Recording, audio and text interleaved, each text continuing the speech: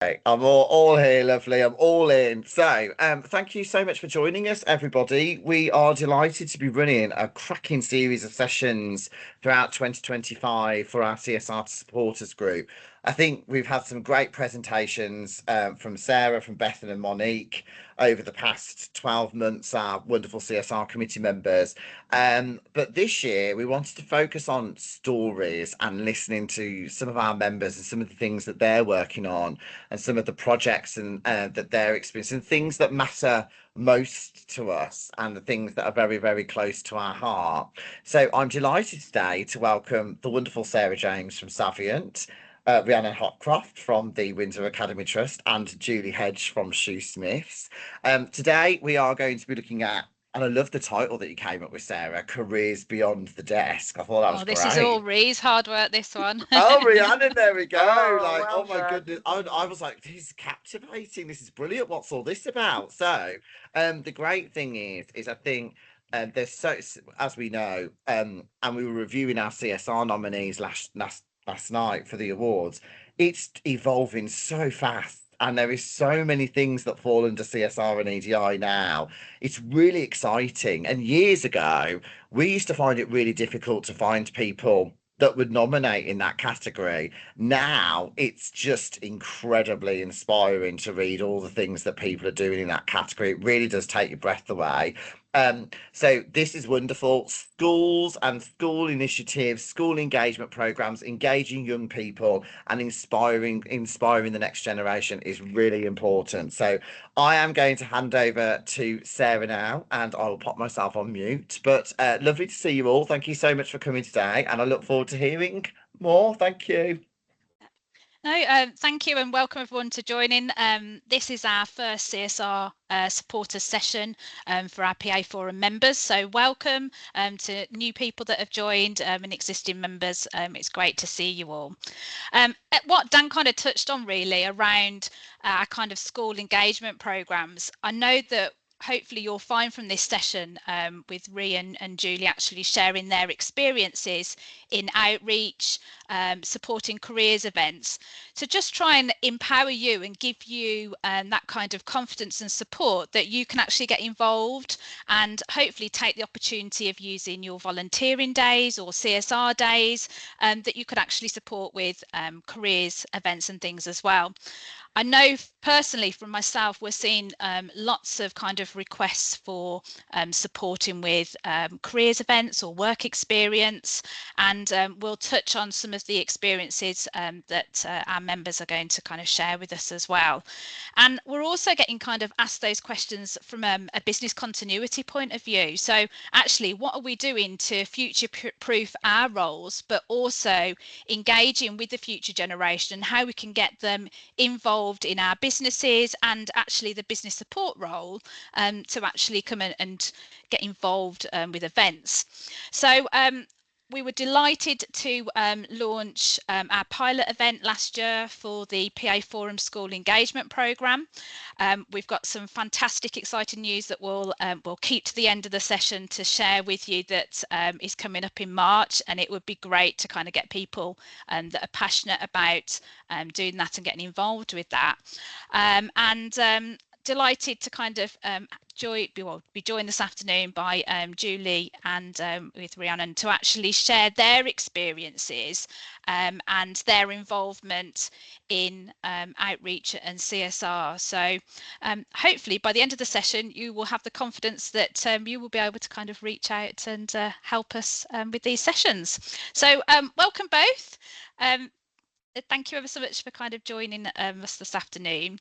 We have got some kind of questions that we've kind of had a look at that we'll cover as part of the course, but it would be great to just individually, if you could tell us a little bit more about your role, your organisation, and actually what the approach is to engaging with schools and supporting careers events. So shall we kick off with you, Julie, if that's okay? Oh, hello everyone. My name is Julie Hedge.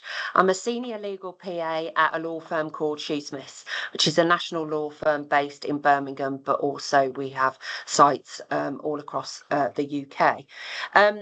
as part of my role, I'm a senior PA in what we call dispute resolution and litigation, but I'm also PA to their joint head of office in Birmingham called Alex Bishop and Beth McCardle.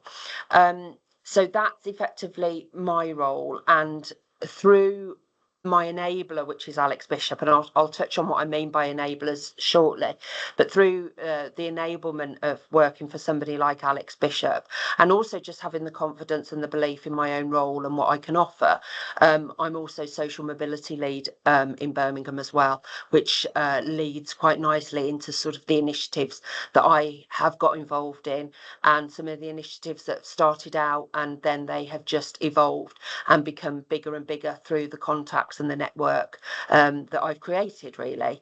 And just really part of this is to give anyone that's listening in the confidence that if you believe in something, that you do have a voice, and it's just really important to find that person within your organisation that can give you the platform to leap from. Yeah, that's wonderful. Thank you, Julie. So Rhi, shall we to introduce yourselves? Thanks, Sarah. So I'm Rhiannon Hopcroft, and I am the Executive PA to the CEO at Windsor Academy Trust. We're a multi-academy trust with 15 schools across the Midlands, so we're quite a big trust and growing. And for me, I'm really fortunate to head up the admin team here. And what's valuable for me in terms of engagement with the younger generation is more around succession planning and building career pathways for young people to really see admin as a career of choice, to really see that it can be a fully fledged career in itself. So the work that I do, our organisational mission is to unlock academic and personal potential, and that personal potential piece around children really valuing themselves as humans and seeing what they can do and having all the opportunities they can to thrive is where I sit with this. Yeah, it's amazing. And I think Julie will probably pick up now around kind of that enabler kind of program and scheme that I know yourself and Shoosmiths are really passionate around, and that kind of initially I suppose that's inspiring, getting involved in school engagement and those career initiative plans and things. It is, absolutely. So I think anybody that's sat on this call, I mean, I've been working for like 30 years and I've been fortunate enough to have quite a varied career in law, from legal advisor to PA, etc., etc. And I think my journey now, 30 years in, is really to give back. And I think if I take myself back to 30 years ago, was being a legal secretary as I was then a career of choice? No, I'll be completely honest with you, no, it wasn't. What it was my mum saying, you're not joining the police force, you're female, you'll go and get a trade, okay? And as a female, the only trade, you know, because we weren't as diverse then, was to actually, the trade was to be a secretary. What it taught me, though, in the 30 years of experience is actually how that role from a junior secretary to a secretary to now PAs, EAs, what that showed me is actually there's a career path. And you know, as a PA, that should be seen as a career, and it should be seen for anybody of leaving a school age of 16 to maybe 18 to see it that it is a fulfilling path, and actually you can reach many heady heights with it in whatever your capabilities are. So for me, it's about giving back. So from Shoosmiths' perspective, and where I'm a social mobility lead, our angle has always been because of law.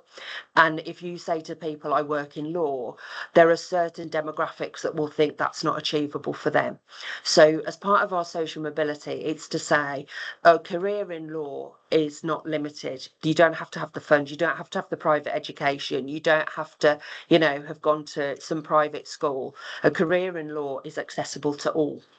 So we need to be able to capture those 16 to 18-year-olds. Effectively, our primary focus has been on those from low social economic backgrounds, to invite them into Shoosmiths, to run programs, or haven't, I'll be honest, for the purpose of this call and the purpose of transparency, we haven't actually done any career fairs that we've been out.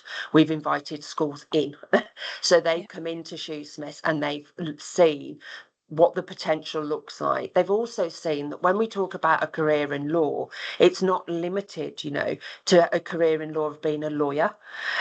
There's a career in law could be somebody like me working as a PA, there's somebody working in IT, somebody working in HR. So it's, you know, in an admin role.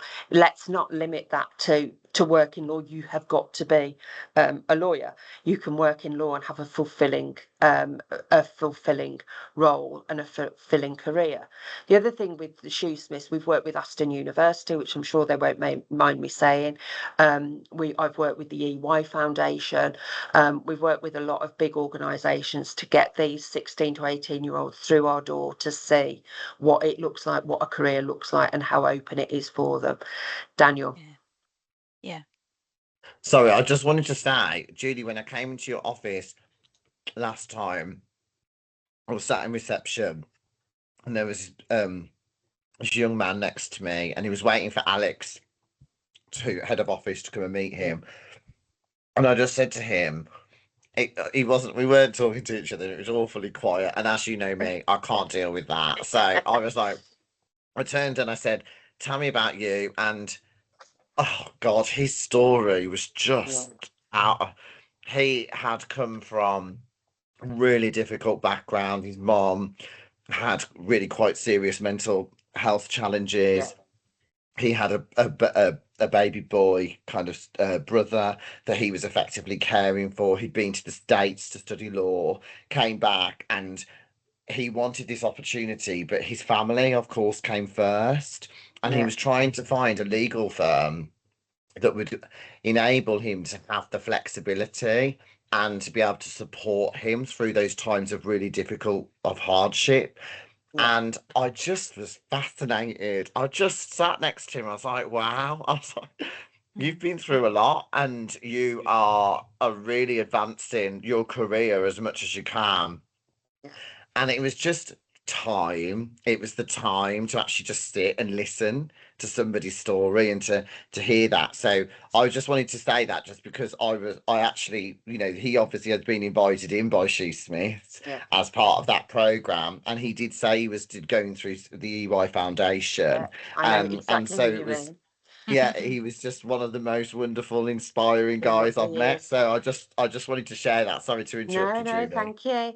And it is through that, it's around getting people in, and it's about listening, you know, being that listening ear, listening to their challenges and seeing how you can help and how you can guide. So the chap that you mentioned, you know, he spent a day with me and I've done his LinkedIn profile. You know, we've gone through mock interviews with him, we've gone through all sorts, and we've done the same for other students in terms of work experience. You know, what I love about Shoosmiths is one of its values is about being your authentic self. And one of the things that I found when we had one girl that came for work experience, she called me the night before because she was really worried. Because she didn't know how to wear her hair. She was of Afro-Caribbean descent. And I said, look, we're part of Project Halo. You wear your hair, you're authentic. Wear your hair how you want. If you want, you know, we don't judge. It's about that. So it's all about embracing that.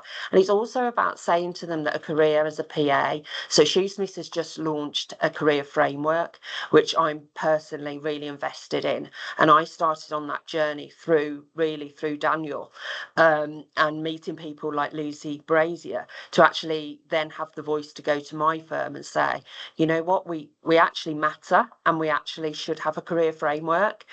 We should be able to progress. So being able to have that career framework in place now, that's again something we can sell to school leavers, something that we can show that actually, as much as solicitors progress up the ladder, you can progress up the ladder. If you join anywhere, whatever business, as an admin assistant, there is going to be hopefully progression for you. So it's about that. Sorry if I've gone off on a tangent, but it's really important for school leavers, whether that's through social mobility or through fairs, to actually see that there is a rewarding career and that you matter as a PA. Times are changing, and we need people like me and Rhi and everybody else on this call are really working hard to show the value that PAs have in their organisation, to be the voice. And I think it's great to see from kind of I suppose Shoosmiths are leading by example of, and found like an initiative and that kind of the touch points with students, and found what works for you is actually inviting those students in. And what we're trying to achieve from this and having those kind of touch points is actually, you know, is it actually us going into schools and working with particular schools or working with a group of students that we can make sure that we're sharing those opportunities and being able to give them a good kind of all-rounded experience of what the organisation covers and all those different roles and I'm trying to, I suppose, highlight some of those roles that they might not have considered, and getting away from actually, you know, you've got to have a law degree in order to work in that kind of firm, but being able to have those broader skills. And I think this links really nicely. I'm going a little bit off piece with my questions, Rhi, but I know from your kind of role, and actually that you have Samantha, an apprentice that's working with you now in the team, and actually having those touch points of actually how can you bring on apprentice and encourage them to kind of come into the role as well. Yeah, I mean, apprenticeships have been invaluable for me in terms of the admin function and getting out to schools and dispelling some of the myths of apprenticeships, particularly with young people. Actually, you know, people feel pressurized to go to university because that's what their peers are doing, but actually the skills that you get, the knowledge, the behavior that you have to tick off to do your apprenticeship are just vital business skills. So I found that having apprentices and building that career pathway right from the apprentice and showing them there's a direction going forward has been one of the most valuable things that we've done. And like you said, Julie, that pathway, when people are either looking to start work or any point in their career, if they can see where they can build and develop and what learning and development they can have to progress their career in whichever direction they might want to take it, has been absolutely key in both my succession planning and in just, you know, bringing the team along. Yeah. So do you just kind of expanded on that slightly then, with regards to what activities and things have you done to kind of like showcased actually the Windsor Academy Trust, but also the career pathways that we've talked around, kind of the business support roles and PAs? So obviously, I will talk to students on exam results day. I will go to school and talk to students. Sometimes students don't get the results that they want to get, and then they're in that position where they're unsure. Like, it's really important for me to be around where I can support those students thinking about further careers, particularly with admin, because there's so many skills that they can get doing an apprenticeship, a business admin apprenticeship, that will take them in many directions, but it's an amazing starting point for future careers. So there's things like that. There's just general promotion at careers events and of the pathways that they could take. And it's not just from the very beginning in schools, it's all the way across the board with all of administrators across the trust. But obviously it starts with the young people, and if we can get more people into the profession, then absolutely brilliant. Yeah, that's brilliant. Thank you.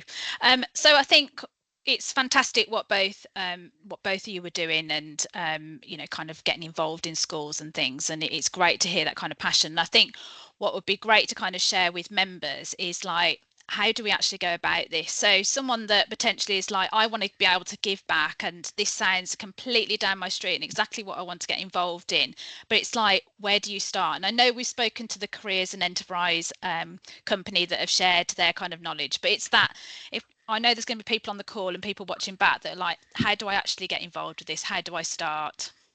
Julie, do you want to? So I think as I said at the beginning, it's about finding the enabler. So what I mean by that is really sit back and think, what does giving back look like for you? Okay, so what is giving back to the younger community? What would you say to your younger self? What is it now? And actually thinking about what you want to deliver and what you think how your company can deliver, and then finding that enabler. And what I mean by that is finding somebody that can give you that platform. So is there somebody that works in equality, diversity and inclusion? Do you have a HR division that you could speak to them about and say, look, you know, what do we do in terms terms of apprenticeships? You know, what are we doing in terms of PAs, you know, of giving back and getting a new generation?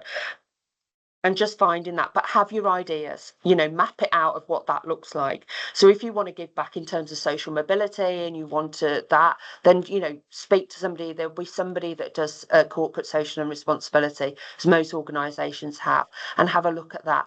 And maybe form a little committee, or know that, you know, we've now got a social mobility committee, you know, and just find those individuals, get talking, you know, at the water cooler or over a coffee, and just find those people, because they will exist. There will be people in your organisation that do exist, that you can say, I've had this idea, or I've just been on this webinar, or I've just been on this call, and this is what this company are doing. What are we doing? How can we give back? Because I'm sure you've all got stories. I'm sure you all want to just give back and enable those. I can remember getting my GCSE results day, and I think it's great what Rhiannon just picked up on there. You know, I've got an 18-year-old daughter who her only pathway is university, because her school didn't really want to know about apprenticeships. You know, which is fine for her because she's an academic and fine. But I've also got a 16-year-old son who is just rugby. That's it. You know, he's not an academic. So for him, he's like, the school are like, well, if you're not going to go down the uni route, we don't actually know where you're going to go. You know, so it's about that. And I think it's not just about us talking from a company perspective. It's also us engaging with schools, and it's also about us saying to schools, what actually is your mindset towards children that aren't going to go down the uni route? How are you supporting those children? Because I know with my daughter it was like, oh, you're not going to go to uni, we're not going to get the stats from you. Oh, okay. You know, we need to change that. I'm not saying that's a very, sorry, Ray, because that's putting you on the spot when you come in from the trust that you work for. That's not saying that every school is like that, but I do think if we're going to engage with schools, we've got to have those conversations around how much are you supporting apprenticeships? What are you doing around apprenticeships to put your children that aren't necessarily academic, to give them an option that they do matter, Yeah. and there is a career path. And I think building on that as well, like when we did the pilot event in November, and we heard some voice from students, and actually they don't know what actually business support roles are and what they look like, and actually that you can be strategic and you can be really impactful with things that you're doing. And I think just even some of the adults that I work with don't understand the business support role. So I think it's also educating the educators. Yeah, no, absolutely. And I think we owe it to that. If we're going out and we're, you know, whatever, or they're coming in or whatever, we need to make sure what our offering is. And I think it has to be a two-way street with the education providers as well, you know, because we can offer so much, but we need their buy-in to help those students and enable those students. But going back, sorry, to Sarah's question, be confident, believe in yourself, have a plan, what your plan looks like, how you think that would work, how many days you think that would mean that you'd have to take out the business, because at the end of the day, you know, we're paid to work, you know, but are there volunteer days? They will have CSR commitments, and just do it through that, really. Daniel. Yeah, sorry, I've got like four things in my head. Oh, I've got like four things in my head. I was like, oh my God, I just, so just to add on what you were saying. So first of all, I think what we need to do and support with is, for example, I get so many people, just like Julie's just said, I've got a son, I've got a daughter, they want to go and do work experience. I could send that out and it's a bit like tumbleweed. There's not, a lot of businesses don't have work experience programs. Like we've all probably did work experience. I worked in a conference centre. I got into trouble for holding a door open with a fire extinguisher. Health and safety went mad.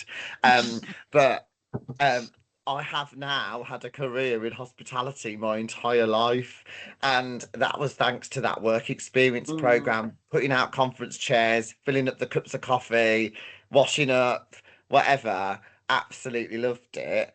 But I think we need to encourage our businesses, because we're so time poor, they don't want to invest the time necessarily, or they don't have the resource to be able to commit to those group of people that need to come in and do that work experience or that summer placement. And so I think we can really help with that.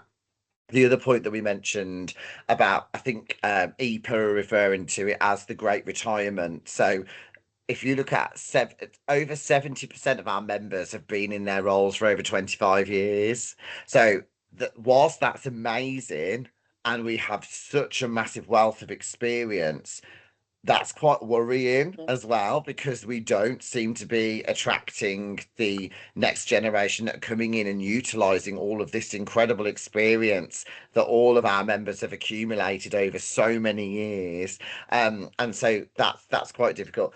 The other thing I would also say is it happened again yesterday. So Julie was just saying about going and finding the right department, saying, this is what I'm passionate about. This is what I really want to get involved with. I want to give back. This is my time and this is kind of what I want to do. But we tend to, in our profession, not ask. And we tend to book a day's annual leave to go and do something that we feel passionate about, or a half a day here, or I can't tell anybody, I want to do it, but no, the business should be supporting you doing that because it's so important. And I think we do sometimes have a little bit of a crisis of confidence in the fact that people don't feel they can ask, but most of the time they haven't tried to ask. So it's about finding the right person, asking the right questions, making them know that you are passionate about it, making sure it's on your goals for this year, that it's something you want to do. And the final thing I'll say, and I'll shut up and Bethan, is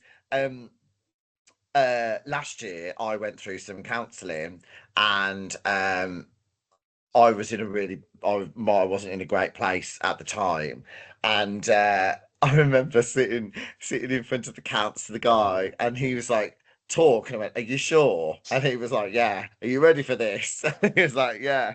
So I was like, "Let me take you back to when I was 14," and off I went for like the next 20 or 30 years or whatever.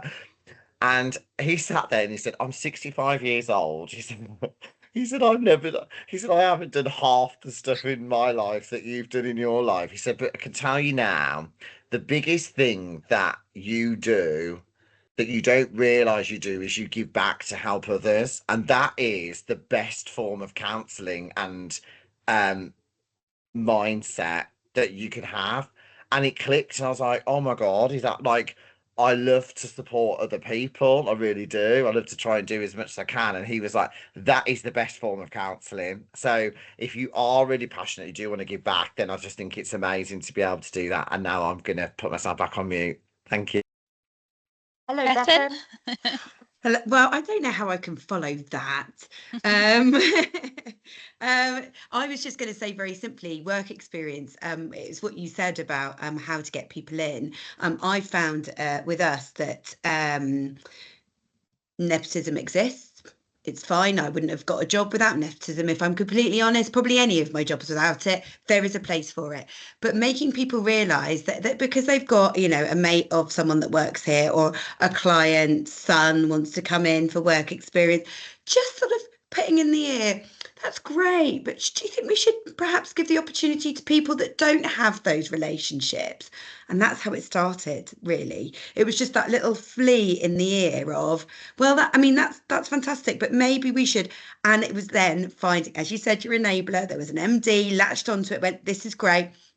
Fostered a relationship with a nearby school, and now the rule is for every person that comes in to do work experience with us through an existing relationship, 2 people will come from a school that don't have that existing relationship. And also it then helps to, because I work in professional services, to make our team more diverse as well, diverse of thought, diverse background. So it really helps. I was just going to share that as if you can't get in on the whole, let's think about having people in and making it a whole program. The really, really good initial step is work experience, and just changing how people think about work experience, because they'll all say yes when a client says, can my son come in and do work experience for 2 weeks? Yeah, That and was I all I think wanted that's a to say. really, I think that's a really valid point. I think for us working in law, I've never actually been approached by anybody that wants to do work experience as an admin or a PA.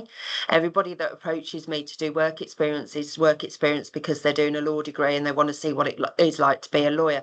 So actually, I take great learning from that, and that's something that's my takeaway from today is actually to approach HR and others to say, actually, what does our work experience program look like for admin? What does our work experience look like for somebody in IT, etc.? So yeah, I think actually that's a really good takeaway. And while you were just talking, Beth, it did just sound some alarms in my head, really, that actually our offering is probably limited to anybody progressing in the career of law. So yeah, there's a bit of work to be done there. What does nepotism mean? I'm so sorry. I'm like, Oh, Beth, what a was nepo ne baby. So it's a bit like the example I give. They call do you know Roman Kemp? So they call Roman Kemp a nepo baby because his mum and dad are famous. So he's only got, allegedly, he's arguably only got into the entertainment world because he's a nepo baby, because he's had a way in through his mum and dad. So I think is that a good enough example, Bethan and Sarah Jane? Yeah. That's So great. yeah. And I think I'm just going to throw in, and I know that Rhi will be able to kind of give a good example of this as well. So one of the things that we do at Savient is that we support T-level students. So T-level students is the equivalent of 3 A-levels, but is in something. So because we're software engineers, we actually support digital production and design students. But what they have launched, that the government have launched, is a business support T-level. Now, that is a 2-year course for school leavers that is in that business support role, that they could go into office management, PA, marketing, admin. And what is a requirement of that course? In their second year, they have to do 315 hours of industry placement. So 1 day a week for basically a year, they have to find a company that they can come into and do like a bit like with an apprenticeship, kind of evidencing that they can apply some of those skills that they're learning on their T-level course to a business environment. Now, the more that the government kind of recruit people to kind of do these T-level courses in business support, that then puts a number of students that are looking for those placement opportunities. And I know that there's a number of colleges in the West Midlands and Birmingham that are offering this T-level. So you're going to find come September, there's going to be a number of students that are going to be looking for that industry placement. And that's something that we could almost put a business case together to say, I need some admin support, and I can reach out and we can have one person a week and giving them that work experience. So you've got that continued kind of relationship. And from Savient's point of view, it worked really well for one of the students that we actually then offered an apprenticeship following that, because it was almost like a year's long work experience and trial that they were able to kind of understand us as a business. And I know, Rhi, that the college, the sixth form, doesn't it? They offer T-levels. Yeah, we do offer some T-levels. I think what's really valuable in this is that actually they are getting the right work experience when they do come out, because the actual curriculum of the T-level, what's taught, has to be taught by a teacher. Now, there's not many teachers who have been executive assistants, PAs, office managers before. They've always been a teacher. So I think when the quality of the placements that these students need to get the experience is really valuable. And if people within the forum who have got that level of experience can provide those placements, it will really boost the next generation. Yeah, that's brilliant. Yeah. That's great. So I think we've talked about different ideas, different levels of kind of engagement. What's that one message that you'd like attendees to take away from today's session about supporting careers events and engaging with schools? I think from my perspective, it's never underestimate the value of your story. I think just one conversation with a student can inspire and really switch somebody's mindset. So I think never underestimate the value of what your experience is and what you've done, what you've been through in your career. Just if you can just plant that tiny seed, it could make somebody else's career. I love that. I'm pinching that. Yeah, I love that. That's lovely. Julie? I'm just going to echo that, but that's a cop out. So I think it is that. I think from my perspective, I've worked in many organisations, and I think from my perspective, when you think of yourself as a PA, you don't give yourself enough credit. Okay, you don't see yourself as an integral part of that corporate organisation or that company or that professional services or whatever. You don't understand the value that you add. And I think you all need to sit back and actually think about your careers, how much value you've added. And actually, if you were sitting with your child or your niece or your nephew or a younger person, what stories could you share with them to inspire them to think, wow, that's me. I'm organised. I love being in control. I love that. Actually, that's a really good thing. And I think really, I don't think we give enough credit. I don't think any of us sit back and go, wow.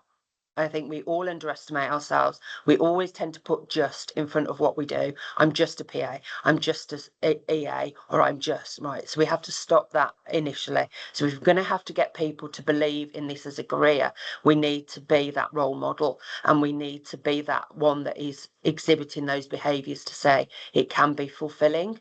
So I think first and foremost, it's that. Believe in yourself, be that voice and give back, because you've all got to where you have today from the qualities that we all have as PAs, which are not necessarily being quiet, not necessarily just being yes people. It's about being, challenging back. So that would be my thing.